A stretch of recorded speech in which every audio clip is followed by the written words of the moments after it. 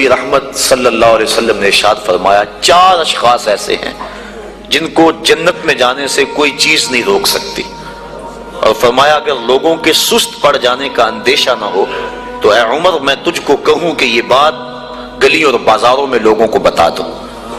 اور پھر حضور نے ان 4 اشخاص کا تذکرہ کیا۔ ایک وہ شخص جو والدین کے ساتھ حسن سلوک کرتا ہے، دوسرا وہ شخص جس کی اولاد زیادہ ہے ذرائع آمدنی تھوڑے ہیں لیکن وہ اپنی اولاد کے پیٹ میں لقمہ حرام نہیں جانے دیتا۔ جب ذرائع آمدنی زیادہ ہوں اور پھر حرام سے بچنا یہ بھی بہت بڑی سعادت ہے، لیکن جب ذرائع آمدنی بھی تھوڑے ہوں اور اولاد بھی زیادہ ہو تو پھر حرام سے بچنا یہ بڑا مشکل اور آزمائش کا مرحلہ ہوتا ہے۔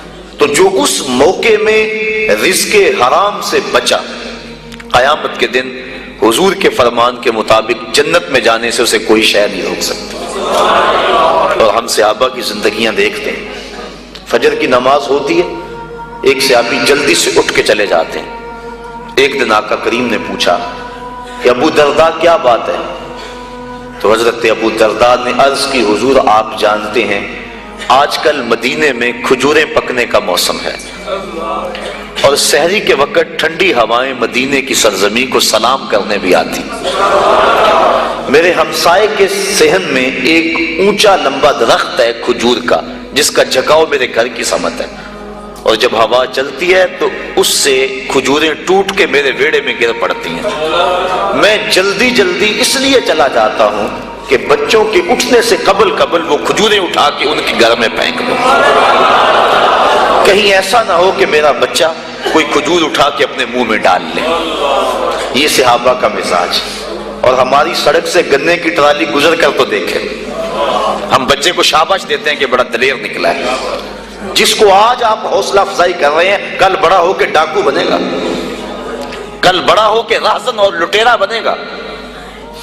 اولاد کی تربیت کے باب میں یہ بات ہے کہ اگر وہ گناہ کا ارتکاب بچپن میں بھی کرتے ہیں تو ان کی وہاں حوصلہ شکنی کی جائے تاکہ ان کے دل میں گناہ سے نفرت پیدا ہو جائے۔ تو حضرت ابو درداء نے عرض کی حضور میں اس لیے جلدی چلا جاتا ہوں کہ ہمسائے کے گھر سے جو کھجور کا درخت ہماری سمت جھکا ہوا ہے اس کی کھجوریں جو گرتی ہیں میں ان کو اٹھا کے ان کے صحن میں پھینک دوں تاکہ کہ میرا بچہ وہ کھجور اپنے اندر نہ لے لے۔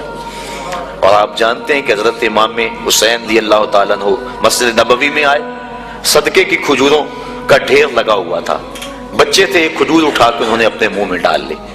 تو آقا کریم صلی اللہ علیہ وسلم تیزی سے آگے بڑھے اور ان کے حلق میں انگلی ڈال کر حضور نے کہا کہ اس کو نکالو باہر، اور اندر سے کھجور باہر نکلوا دی۔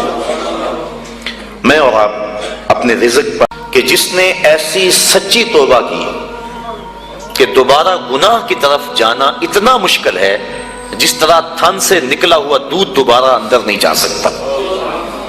اور چوتھی وہ عورت جس نے اپنی ساری محبتیں اپنے خامد پہ نچھاور کر دی اور اس حال میں مری کہ اس کا خامد اس پہ راضی تھا، اس کو جنت میں جانے سے کوئی چیز نہیں روک سکتی۔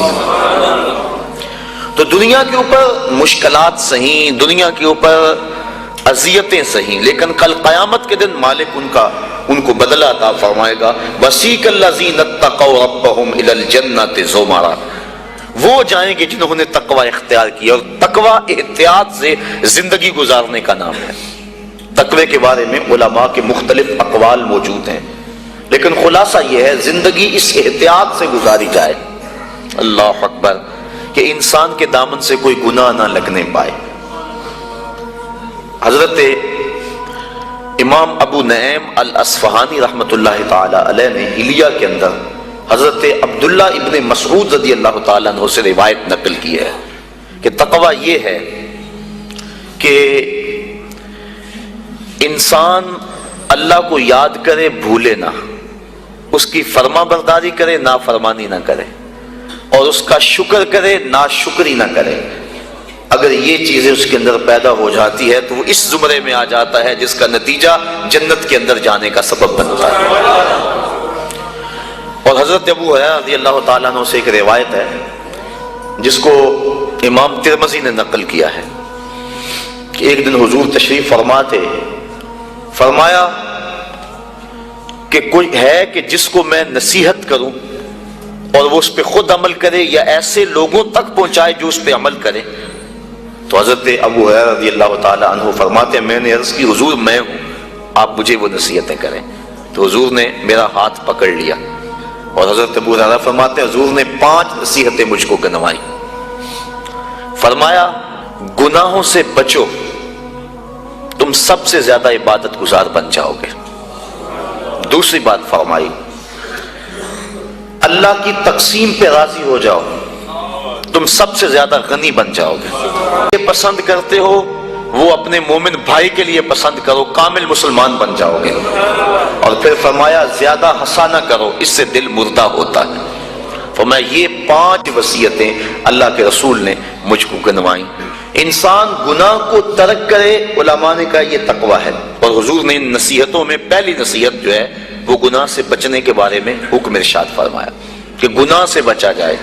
نیکی کرنی، اچھائی کرنی بہت بڑی دولت ہے، لیکن گناہ سے بچنا یہ اس سے بڑی سعادت ہے، کیونکہ گناہ کرنے سے اللہ ناراض ہو جاتا ہے، اور تقوی اللہ کی ناراضگی سے بچنے کا نام ہے۔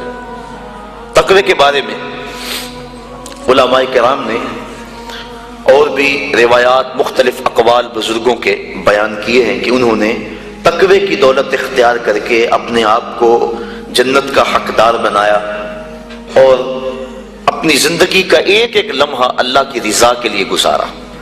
آج ان کے لیے جنت کے دروازے کھلے ہوئے ہیں اور فرشتے ان کو سلام علیکم کہہ رہے ہیں اور ان کی سابقہ زندگی پر آفرین کر رہے ہیں کہ تم نے اچھی زندگی گزاری، کہ کفاف تھوڑا تھا، ذرائع آمدنی کم تھے، اولاد زیادہ تھی، جس منصب پہ تم بیٹھے تھے تم اپنے وسائل کو بڑھا سکتے تھے، لیکن اس میں آمیزش ہوتی حرام کی، لیکن روکھی سوکھی تم نے کھا لی، اور زندگی کی مشکل گھاٹیوں سے تم نے گزر کے یہاں تک اپنا پہنچاؤ کیا۔ آج اللہ کی رحمتیں بڑھ کے تمہارا استقبال کر رہی۔ یہ ہے بڑا مشکل کام آج کل بالخصوص، جبکہ دوڑ لگی ہوئی ہے، ہر شخص ایک دوسرے سے آگے بڑھنے کی خواہش کے اندر حلال حرام کی تمیز چھوڑے ہوئے ہیں، اور بات کسی سے کرو تو ہر کوئی یہی کہتا ہے جی کیا کریں، پیٹ کے لیے لگے ہوئے ہیں۔ پیٹ تو 2 روٹیاں صبح مانگتا ہے، 2 شام کو مانگتا ہے، 2 دوپہر کو مانگتا ہے۔ پیٹ کا اتنا لمبا چوڑا مطالبہ نہیں ہے، صرف ہم 2 دنی 4 کے چکر میں پڑے ہوئے ہیں۔ جو بندہ جہاں ہے وہاں وہ راضی نہیں ہے۔ اور اس حدیث کا جو دوسرا ٹکڑا ہے، حضور کی جو دوسری نصیحت، اس میں یہ فرمایا گیا اللہ کی تقسیم پہ راضی ہو جاؤ، سب سے بڑے غنی ہو جاؤ گے۔ غنا دل کی بے نیازی کا نام ہے، تو جتنی مرضی دولت اور پھر بھی طلب ہو تو پھر تو انسان اس طلب میں جل رہا ہے، اطمینان مل ہی نہیں رہا۔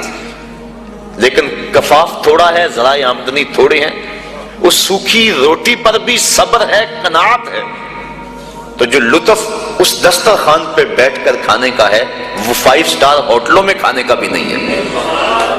تو یہ حضور کا جملہ کتنا خوبصورت ہے، اور اگر نہیں ہم اللہ کی تقسیم پہ راضی ہوں گے تو کیا کریں گے؟